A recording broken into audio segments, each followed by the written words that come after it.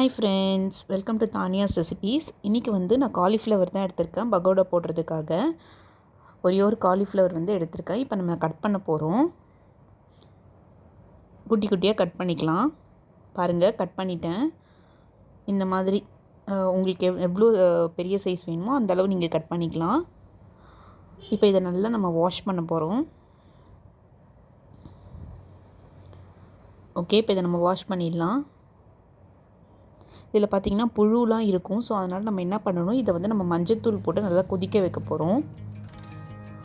மஞ்சத்தூள் ரவுண்ட் போட்டுக்கிறேன். போட்டுட்டு நல்லா கொதிக்க வைக்கும்போது புழு அதெல்லாம் இருந்ததுன்னா கூட நம்மளுக்கு வந்துடும். ரொம்ப கொதிக்க வைக்கக்கூடாது. ஒரு 5 to 8 மினிட்ஸ் கிட்ட நீங்கள் கொதிக்க வச்சா போதும். ஆனில் வச்சு நல்லா கொதிக்க விடுங்க.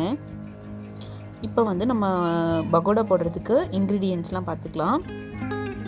கடலை மாவு, அரிசி மாவு, மிளகாத்தூள், காஷ்மீரி சில்லி பவுடர், ஜீரகத்தூள், இஞ்சி பூண்டு பேஸ்ட்டு. இது வந்து பவுல் எடுத்துக்கிட்டேன். இப்போ இது வந்து நல்லா வந்து குக் ஆகிட்டுருக்கு. இப்போ நம்ம மசாலா ஃபஸ்ட்டு ரெடி பண்ணிக்கலாம். கடலை மாவு பார்த்திங்கன்னா 2 கப் அளவுக்கு எடுத்துருக்கேன்.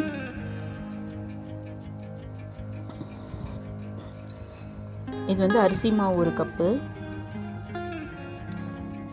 இது வந்து வீட்டில் அரைச்ச மிளகாத்தூள் ஒரு 2 டேபிள் ஸ்பூன் எடுத்துக்கிட்டேன்.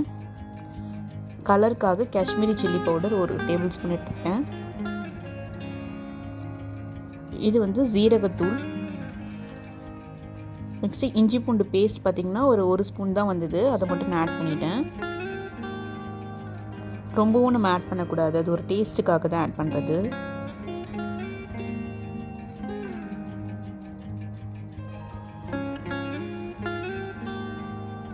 நெக்ஸ்ட்டு தேவையான அளவு உப்பு போட்டுக்கங்க. ஃபஸ்ட்டு நான் கம்மியாக போட்டு செக் பண்ணிவிட்டு அதுக்கப்புறமா போட்டுக்கலான்ட்டு கம்மியாக தான் ஆட் பண்ணியிருக்கேன். லைட்டாக தண்ணி ஊற்றி நல்லா மிக்ஸ் பண்ணிக்கலாம். இது வந்து ரொம்ப கட்டியாகவும் இருக்கக்கூடாது, தண்ணியாகவும் இருக்கக்கூடாது, மீடியமாக இருந்தால் தான் நம்மளுக்கு பகோடா போடுறதுக்கு வந்து நல்லாயிருக்கும். ஸோ கொஞ்சம் கொஞ்சமாக தண்ணி ஊற்றி மிக்ஸ் பண்ணிங்க.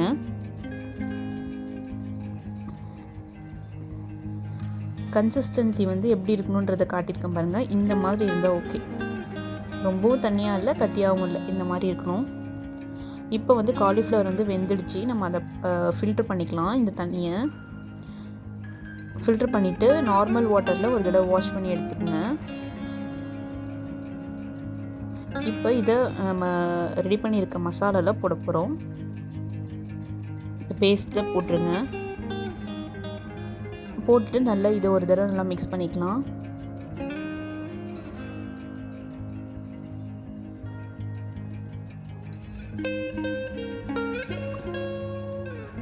நல்லா மிக்ஸ் பண்ணியாச்சு.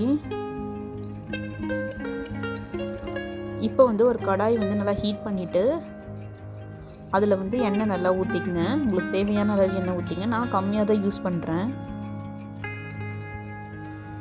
நல்லா ஹீட் ஆகும். நல்லா ஹீட் ஆனதும் நம்ம காலிஃப்ளவர் வந்து ரெடி பண்ணி வச்சுருக்கிறத ஒன்று ஒன்றா போட்டுக்கலாம்.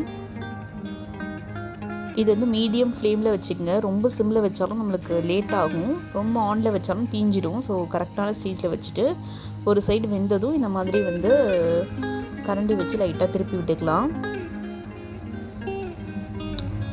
இது மாதிரி நம்ம பேஸ்ட் ரெடி பண்ணிவிட்டு அதில் போட்டு நம்ம ஃப்ரை பண்ணும்போது தான் நம்மளுக்கு வந்து மசாலா வந்து ஒட்டும், இல்லைனா வந்து ஒட்டாமல் வரும்.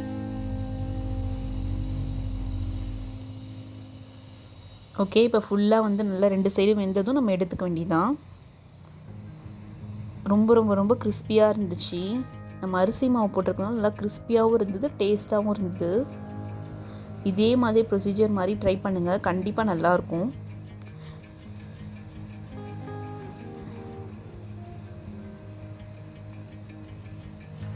பாருங்கள், செம்ம சூப்பராக இருந்தது. மசாலாலாம் கரெக்டாக ஒட்டியிருந்தது. நீங்களும் இது மாதிரி ட்ரை பண்ணிவிட்டு எப்படி வந்துச்சுன்னு மறக்காமல் கமெண்ட் பண்ணுங்கள் ஃப்ரெண்ட்ஸ். அவ்வளோதான், ரெடி ஆயிடுச்சு. செம்ம சூப்பராக இருந்தது, நல்ல கிறிஸ்பியாக இருந்தது. சூடாக சாப்பிடும்போது செம்மையாக இருக்கும். அதுவும் மழையில் நீங்கள் இந்த மாதிரி செஞ்சு சாப்பிடும்போது ரொம்ப ரொம்ப நல்லாயிருக்கும். ட்ரை பண்ணி பாருங்கள். இன்னொரு இன்ட்ரெஸ்டிங்கான வீடியோவில் மீட் பண்ணலாம். பாய்.